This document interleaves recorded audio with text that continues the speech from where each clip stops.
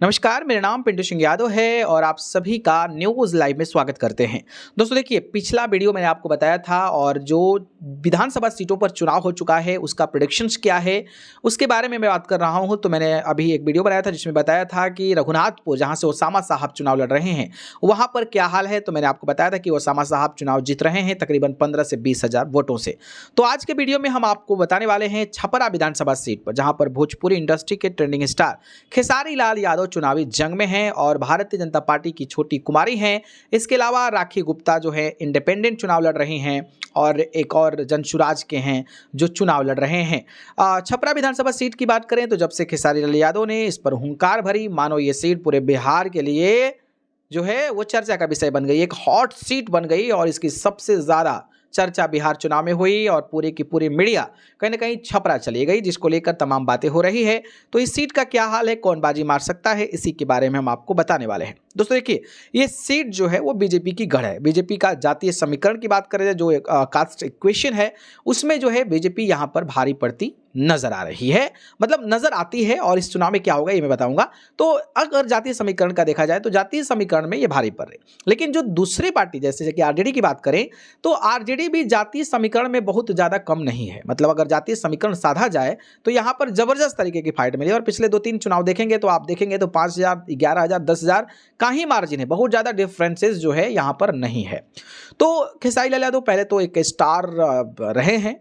Khesari Lal Yadav star के नाते युवाओं में लोगों का उत्साह है और इस सीट पर जिस तरीके से बातें हुई, जिस तरीके से चर्चा हुई, लोगों ने दिमाग लगाया होगा, सोचा होगा कि कुछ बदलाव किया जाए। दूसरी चीज़ ये है कि यहाँ पर जो विधायक थे उनका टिकट काट दिया गया। अब बताइए, जो सिटिंग एमएलए दोबारा से जीत रहा है उसका अगर टिकट काट दिया जाए तो ये गलत इंपैक्ट पड़ता है कि ये काम ही नहीं किया होगा तभी इसका टिकट काट दिया गया। सेन गुप्ता हैं जिनका टिकट काट दिया गया, जिससे कहीं ना कहीं एक लोगों में एक माइंड सेट हुआ कि बाकी भाई जब विधायक बना है इसने काम नहीं किया होगा तभी इसी का टिकट काट दिया गया है।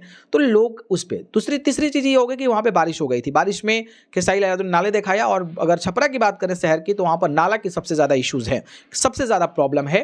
तो बारिश ने कुछ लोगों का माइंड जो है वो सेट कर दिया है। तो और बाकी जो कास्ट इक्वेशन है उसमें छोटी कुमारी गुप्ता कम्युनिटी से आती हैं और बीजेपी का गुप्ता वोटर्स जो हैं वो हैं छपरा या फिर पूरे बिहार में।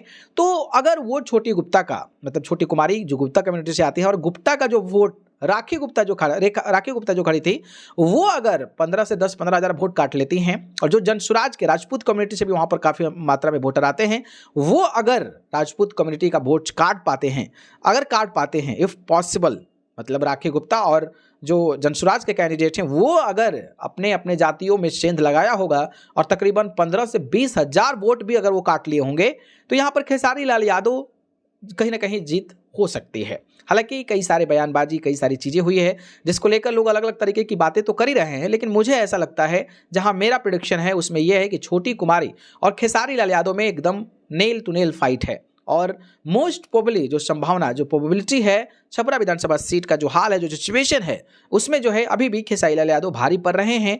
और अगर खेसारी लाल यादव जीतते हैं तो ये मार्जिन बहुत ज़्यादा नहीं होगा, 5 से 10 हज़ार होने वाला है। और अगर छोटी कुमारी जीतती हैं तो फिर ये भी इतना ही डिफरेंसेस होने वाला, बहुत ज़्यादा डिफरेंस नहीं होने वाला है।